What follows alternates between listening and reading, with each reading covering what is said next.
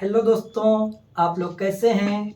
मुझे उम्मीद है कि आप लोग स्वस्थ होंगे और आपकी पढ़ाई भी काफ़ी बेहतरीन होगी। मैं परवेज अहमद सिद्दीकी आपका स्टडी IQ फॉर लॉ में स्वागत करता हूं। कल मैंने आपको कुछ इम्पोर्टेंट सेक्शन बताया था। सेक्शन मैंने आपको बताया था 43, 44, 45 और 46। 43 मैंने बताया था कि प्राइवेट व्यक्ति के द्वारा अरेस्ट, और उसके बाद बताया था मैंने सेक्शन 44 जो मजिस्ट्रेट के द्वारा किसी व्यक्ति को अरेस्ट। अब यहाँ आपके सेक्शन 44 में सब लिखा हुआ मजिस्ट्रेट, तो मजिस्ट्रेट में आपका जुडिशियल मजिस्ट्रेट भी आ जाएगा और आपका एग्जीक्यूटिव मजिस्ट्रेट मतलब कार्यपालक मजिस्ट्रेट और न्यायिक मजिस्ट्रेट दोनों भी शामिल है। उसके बाद मैंने आपको सेक्शन बताया था 45 कि अगर कोई आर्म फोर्स हैं, अगर ऑफिशियल ड्यूटी के दौरान कोई ऑफेंस हो जाता है तो बिना सेंट्रल गवर्नमेंट के परमिशन से उसे गिरफ्तार नहीं किया जा सकता। मैंने आपको बताया था सेक्शन 46 की गिरफ्तारी कैसे की जाएगी। उसमें मैंने बताया था कि पुलिस अधिकारी क्या करेगा, आपको पहले जो है ना तो डिटेन करेगा ना कुछ करेगा, पहले बाय वर्ड के द्वारा कहेगा कि आपको गिरफ्तार किया जाता है। दोस्तों, अगर आप आवश्यक बल प्रयोग अगर आप क्या कहते हैं बचते हैं, तब पुलिस अधिकारी क्या करेगा, आवश्यक बल का प्रयोग कर सकता है। मैंने आपको बताया था एक क्लास 4 जो इम्पोर्टेंट है 46 क्लास 4 का, उसमें मैंने बताया था कि किसी भी महिला को सन सेट और सन राइज मतलब सूरज डूबने के बाद और सूरज उगने से पहले किसी भी महिला को गिरफ्तार नहीं किया जा सकता है पुलिस अधिकारी के द्वारा। बट अगर कोई आवश्यकता है तब मजिस्ट्रेट, जब judicial magistrate of first class के परमिशन पर उस महिला को रात में भी गिरफ्तार किया जा सकता है, लेकिन आपको रीजन बताना पड़ेगा। आज मैं आप लोगों को चैप्टर 12 जो आपका सेक्शन 154 से लेकर के 176 तक का है, आपके यह अध्याय है। मैं आज आपको बताऊंगा कि FIR क्या होता है, NCR क्या होता है। हम लोग तो सुनते हैं कि हम लोग जाकर जो है FIR कर दिए हैं या NCR कर दिए हैं, लेकिन हमें ये नहीं पता होता है कि FIR क्या होता है, NCR का बहुत क्या होता है, या किन मामलों में FIR होता है और किन मामलों में NCR होता है। अब देखिए FIR इसको कहते हैं फर्स्ट इंफॉर्मेशन रिपोर्ट, प्रथम सूचना रिपोर्ट। ये आपके सेक्शन 154 में डिफाइन नहीं किया गया, परिभाषित नहीं किया गया। यह PCSJ 2016 में क्वेश्चन पूछा गया था कि FIR को कहाँ डिफाइन किया गया है। आपका सेक्शन भी लिखा था, सेक्शन 154, 155, 156 और जो चौथा क्लास था उसमें लिखा था इनमें से कोई नहीं। तो आपका क्लास वो जो क्या होगा, इनमें से कोई नहीं, क्योंकि आपका FIR सेक्शन 154 में कहीं डिफाइन नहीं किया गया।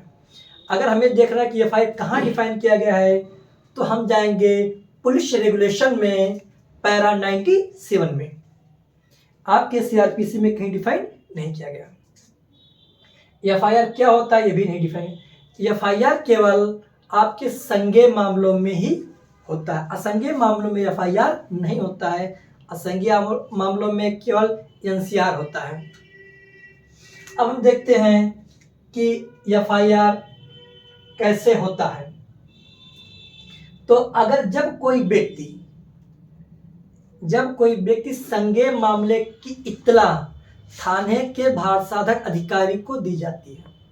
हम लोग सुनते हैं थाने के भारसाधक अधिकारी, जिसे हम लोग कहते हैं officer in charge of police station.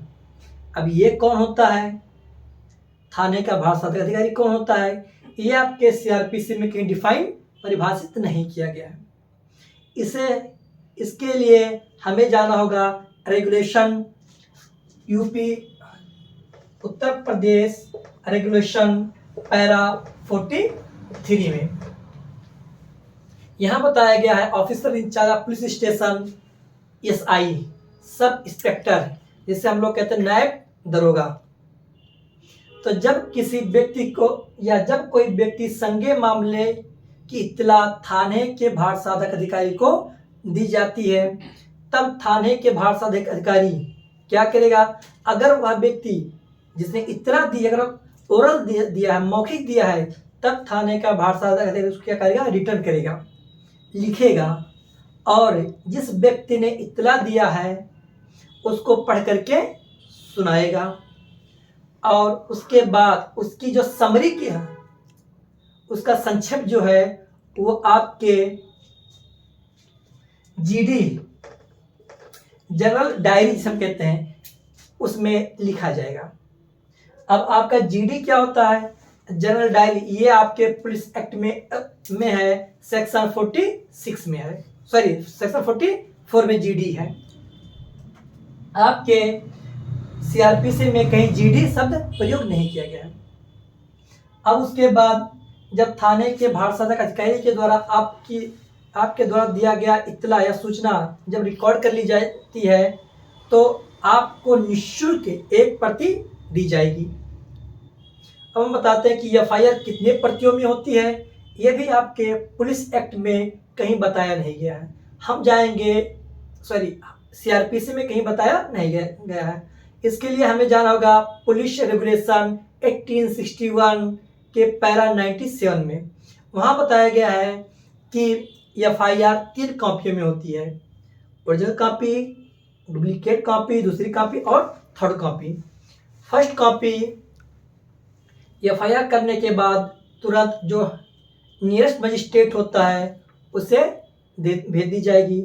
Second copy जो इत्तला देता है या जो FIR दर्ज करवाता है उसे दे दी जाएगी, और तीसरी कॉपी थाने पर रखी जाएगी जब अंतिम रूप से जब 173 क्लास 2 मतलब पुलिस रिपोर्ट जिसे हम कहते हैं चार्जशीट, उसी के साथ मजिस्ट्रेट को भेज दी जाएगी। किस मजिस्ट्रेट को? जिसने उस मामले को संज्ञान लिया है।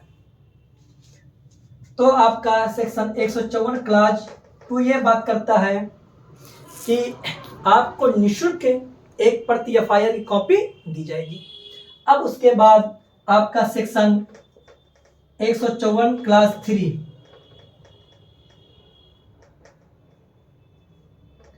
ये बात करता है कि अगर आपने थाने के भार साधक अधिकारी को इत्तला दिया, अब थाने के भार साधक अधिकारी ने आपकी इत्तला लिखने से इनकार कर दिया, तो आप क्या करेंगे? उस इत्तला की समरी लिख करके by post superintendent of police अधीक्षक को क्या करेंगे? आप भेज देंगे। उस मामले में पुलिस अधीक्षक महोदय उस मामले में क्या करेंगे? खुद हिमसेल्फ, वहां सब लिखा हुआ, खुद इन्वेस्टिगेशन करेंगे या अपने सबऑर्डिनेट अधिकारी को क्या करेंगे? इन्वेस्टिगेशन के लिए वहां क्या देंगे? डायरेक्शन, निर्देश देंगे।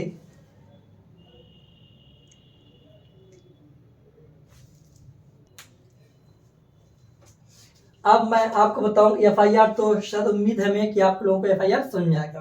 अब हम बताएंगे आज FIR कितने प्रकार के होते हैं। एक आपका FIR होता है जीरो FIR, जीरो FIR। दूसरा होता है मल्टीपल FIR, मल्टीपल FIR। तीसरा होता है क्रॉस FIR, क्रॉस FIR।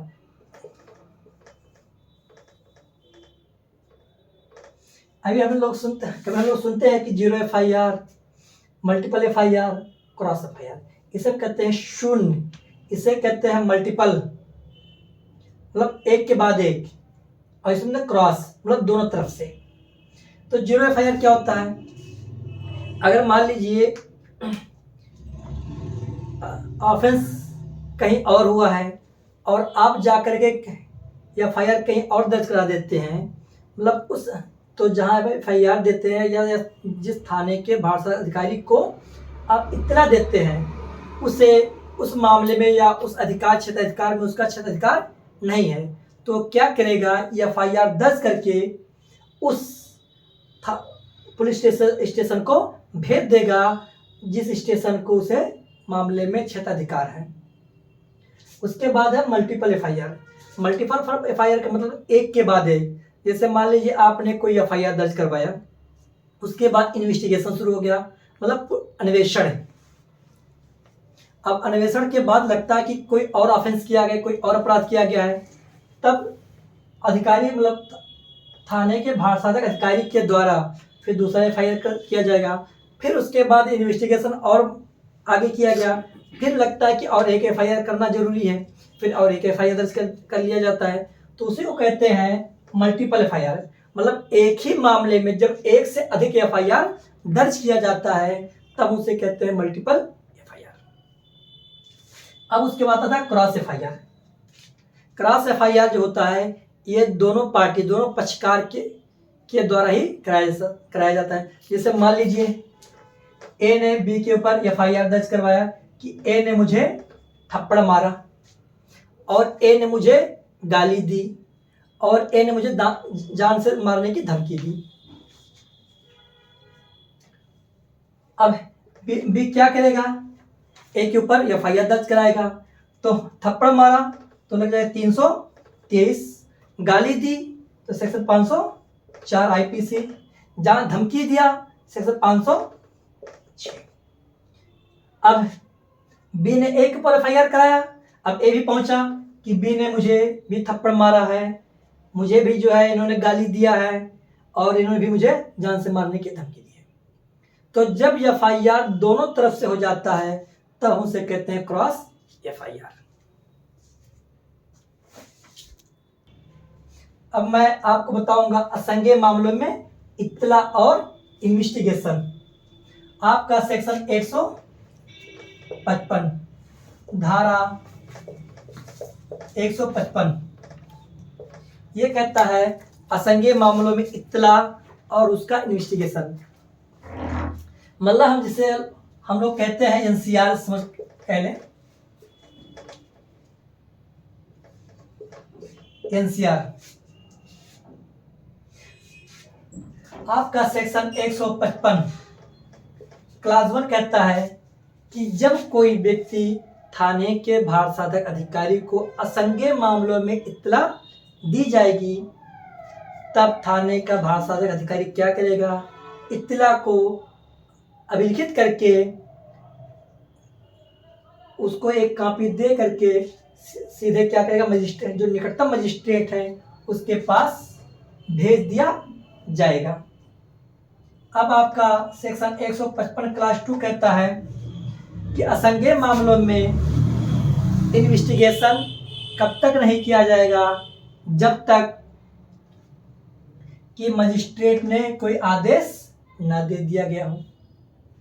उसके बाद 155 क्लास 3 कहता है कि मजिस्ट्रेट के आदेश प्राप्त होने पर थाने का भारसाधक अधिकारी वैसे ही इन्वेस्टिगेशन करेगा जैसे संज्ञेय मामलों का इन्वेस्टिगेशन या अन्वेषण किया जाता है। उसके बाद सेक्शन 155 का क्लास 4 कहता है, बहुत इंपॉर्टेंट है, बहुत ही इंपॉर्टेंट है, ये PCJ का बहुत पेट क्वेश्चन है। ये कहता है कि अगर दो मामले हैं, अगर एक संज्ञेय है और एक असंज्ञेय मामला है, तब थाने का भारसाधक अधिकारी असंज्ञेय मामले को संज्ञेय मान करके उसका इन्वेस्टिगेशन करेगा। थैंक यू दोस्तों। मेरी वीडियो कैसे लगी? अगर आपको अच्छी लगी तो आप इसको क्या करिए, सब्सक्राइब करिए, लाइक करिए और शेयर करिए, कमेंट करिए। धन्यवाद।